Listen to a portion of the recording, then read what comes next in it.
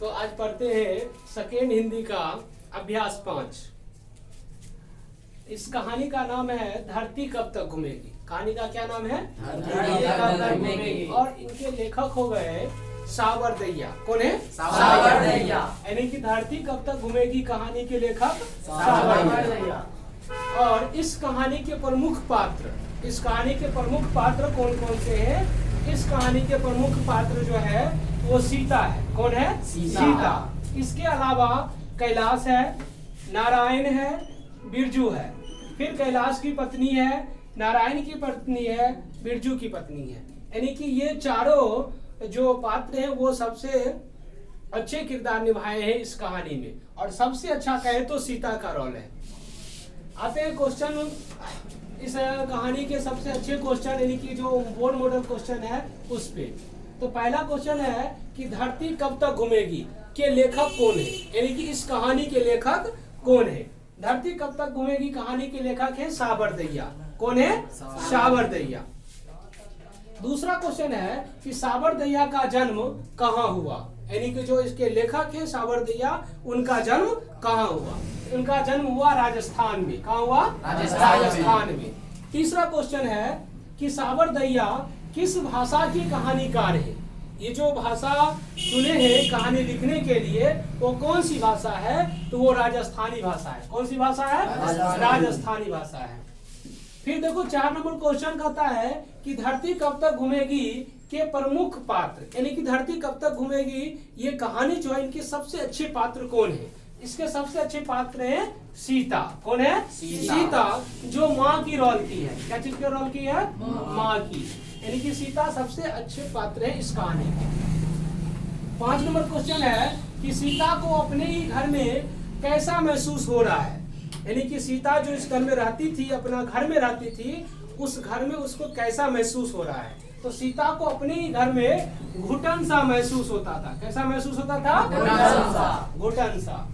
फिर देखो 6 number question कि धरती कब तक घूमेगी शीर्षक कहानी किस भाषा से अनुदित है, किस भाषा में लिखी गई है? ये एक बार और क्वेश्चन आया था, लेकिन क्वेश्चन थोड़ा सा घुमा के पूछा कि धरती कब तक घूमेगी शीर्षक कहानी किस भाषा से अनुदित है, यानी कि किस भाषा में लिखी गई है? तो वो राजस्थानी भाषा में। किस भाषा में? राजस्थानी भाषा में।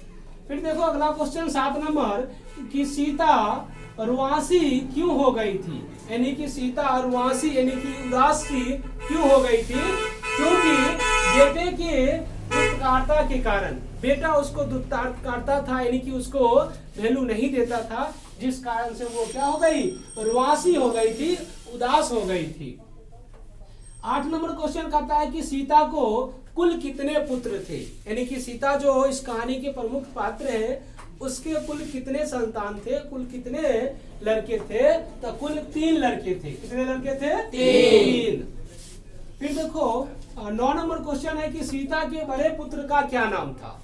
सीता जो इस कहानी के प्रमुख पात्र है, उस सीता को सबसे बड़ा लड़का जो है उसका क्या नाम है? तो सीता के सबसे बड़े लड़के का नाम था कैलाश। क्या नाम था? कैलाश।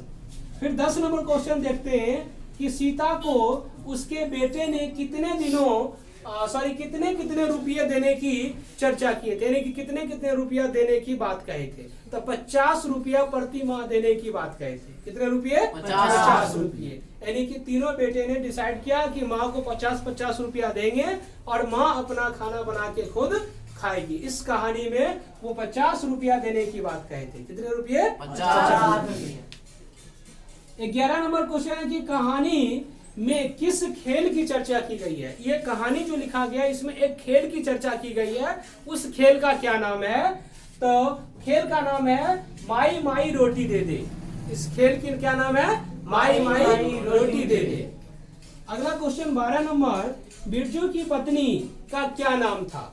बिरजू की पत्नी जो थी उसका क्या नाम था? उसका नाम था पुष्पा। क्या नाम था? पुष्पा। फिर उसके दूसरे भाई नारायण की पत्नी का क्या नाम था? तो नारायण की जो पत्नी थी उसका नाम था भावरी। क्या नाम था? भावरी। अगला क्वेश्चन है कि कैलाश की पत्नी का क्या नाम है? तो कैलाश की पत्नी का नाम था राधा। यानी कि तीनों भाई और उसकी तीनों की पत्नी इस कहानी में एक बड़ा रोल कर रही है। फिर 13 नंबर क्वेश्चन है कि प्रत्येक एक महीने के बाद बेटे के घर बदलने की क्रिया को क्या कहते हैं, यानी कि जो 1 महीना के बाद दूसरे बेटे के यहाँ जब जाती है सीता तो उस बदलने के समय को क्या कहते हैं, तो उस समय को कहते हैं पाली। क्या कहा जाता है? पाली। यानी कि प्रत्येक 1 महीने के बाद सीता अपने दूसरे बेटे कन चली जाती है, जिसे हम पाली कहते हैं। क्या कहते हैं? पाली कहते हैं। इस कहानी को एक बार शॉर्ट से फिर से देख लेते हैं। ये सेकेंड हिंदी है और अभ्यास 5 है। सेकेंड हिंदी का अभ्यास कौन सा है? 5 है। फिर इस कहानी का नाम है धरती कब तक घूमेगी। कहानी का क्या नाम है? धरती कब तक घूमेगी। और बहुत अच्छा क्वेश्चन, कई बार ऐसा क्वेश्चन किया जाता है कि धरती कब तक घूमेगी की लेखक कौन है। इसके लेखक कौन है? साबरदैया।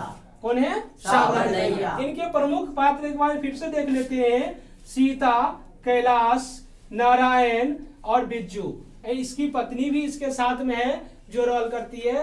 कैलाश की पत्नी जो है वो राधा, नारायण की पत्नी जो है वो भावरी और बिज्जू की पत्नी जो है वो पुष्पा। इस तरह से ये सारे कहानी के पात्र हैं और ये कहानी घटा गया। मेरे ख्याल से इस कहानी को एक बारी पढ़ लेना चाहिए। इस कहानी से कुछ इंपॉर्टेंट क्वेश्चन था जिसने हमें यहाँ रखा और इसको एक बार पढ़कर, देखकर, समझकर याद कर लेना चाहिए। बोर्ड के लिए बहुत ही इंपॉर्टेंट रहेगा। धन्यवाद।